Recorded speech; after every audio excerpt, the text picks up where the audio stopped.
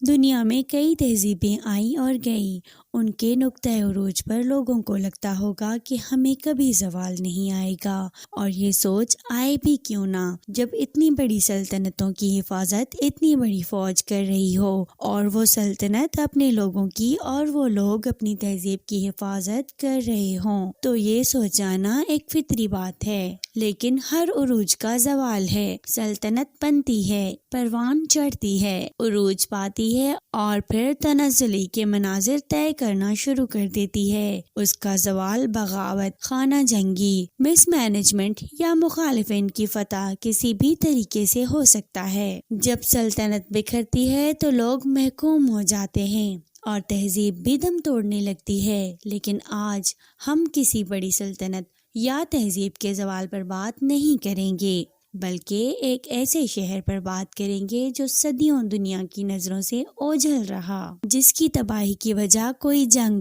بھوک یا سیلاب نہیں، بلکہ ایک آتش فشاں تھا۔ آج ہم بات کریں گے پومپئی کے بارے میں۔ پومپئی کے کھنڈرات موجود اٹلی کے جنوب میں واقع ہیں اور اٹلی کے دارالحکومت روم سے 240 کلومیٹر کے فاصلے پر ہے۔ پومپئی کو لوگوں نے 8ویں صدی قبل مسیح میں بسایا، یعنی آج سے تقریباً 2700 سے 2800 سال قبل وقت گزرتا گیا اور پومپئی پھلتا پھولتا رہا۔ اس دوران اس شہر نے رومیوں کو غالب آتے، رومن ریپبلک کا عروج زوال، سیزر کی موت، رومیوں کا ریپبلک سے سلطنت تک کا سفر اور ایرانی سلطنتوں کا عروج زوال سب کچھ دیکھا، اور سفر کرتا کرتا پہلی صدی عیسوی میں پہنچ گیا۔ پومپئی ایک امیر شہر تھا، بڑی بڑی خوبصورت عمارتیں، تھیٹرز، باتھ ہاؤسز، کعبہ خانے اور اسٹیچوز جگہ جگہ بنے ہوئے تھے۔ پومپئی کے شمال مغرب میں ماؤنٹ ویسویوس واقع تھا۔ زلزلے آنا وہاں عام بات تھی، اس لیے لوگ زلزلوں کے عادی ہو چکے تھے، لیکن 62 عیسوی میں ایک زلزلہ بہت زیادہ شدت کے ساتھ آیا، جس سے پومپئی اور ارد گرد کے شہروں کو کافی نقصان ہوا۔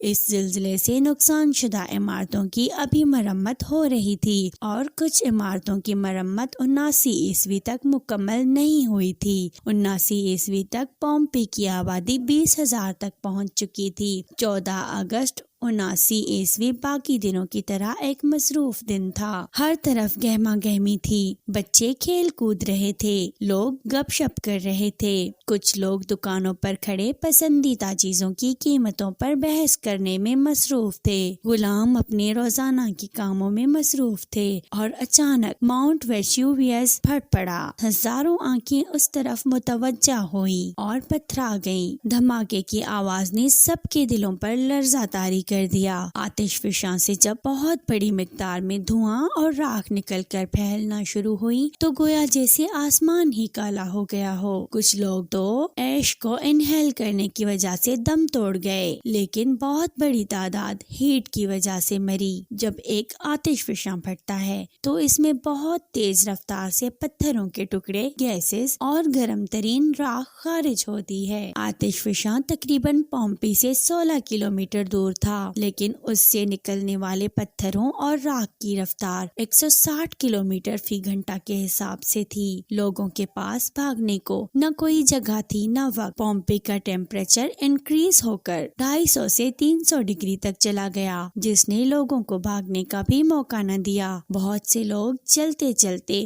بیٹھے بیٹھے وہیں پتھر سے ہو گئے، چاہے کوئی کسی عمارت میں چھپا ہے یا باہر بیٹھا ہے، سبھی وہیں کے وہیں جم گئے۔ آتش فشاں سے نکلنے والی گیسز اور ایش کا ٹیمپریچر 1000 ڈگری تھا، جس نے ان لوگوں کے جسموں کے اندر جاتے ہی اندر سے لیکوئڈ کو ابال دیا، جس نے اندر سے سب کچھ پگھلا ڈالا۔ باہر سے وہ ویسے ہی اس جسم کے کھول اور کپڑوں سمیت کھڑے تھے۔ تقریباً 2 دنوں تک یہ سب کچھ ہوتا رہا اور پورا پومپئی 10 سے 15 فٹ تک راکھ میں دب گیا، جو وقت کے ساتھ سخت ہوتی گئی۔ راکھ جو کہ لوگوں کے جسموں سے چپک گئی تھی، اس نے انہیں پتھروں کی سی شکل دے دی، جبکہ اندر سے ان کی باڈیز گل سڑ گئیں اور وہ پتھر نما اجسام ایک خول کی طرح رہ گئے۔ اتنی بڑی تباہی کے بعد وہ علاقہ ویران ہو گیا اور راکھ کے نیچے دبنے سے آہستہ آہستہ لوگوں کی نظروں سے اوجھل ہو گیا، اتنا اوجھل کہ وقت کی رفتار کے ساتھ یہ بھی بھول گئے کہ کبھی یہاں ایک شہر بھی تھا۔ پومپئی کی مکمل دریافت 20ویں صدی میں ہوئی، اس سے پہلے بھی 16ویں اور 18ویں صدی میں کچھ لوگوں کو اس کا پتہ چل چکا تھا، لیکن ایک تو اسے سیکریٹ رکھا گیا، دوسرا وہ دریافت صرف چند دیواروں اور عمارتوں تک ہی محدود تھی، جبکہ وہاں ایک پورا شہر بسا ہوا تھا۔ شہر کے دبنے سے یہ فائدہ ہوا کہ لوگوں کے ڈھانچے، ان کے استعمال شدہ اشیاء اور عمارتیں، جن میں کئی باتھس، تھیٹرز، سوئمنگ پول، گھر اور کعبہ خانے، سب مکمل طور پر تباہ ہونے سے بچ گئے، جن سے ان لوگوں کی زندگی اور رہن سہن کو سمجھنے میں بہت مدد ملتی ہے۔ اور اب یہ شہر سیاحوں کی توجہ کا مرکز ہے۔ نیچے یہ ساری تصاویر انہی اجسام کے ڈھانچوں اور عمارتوں کی ہیں۔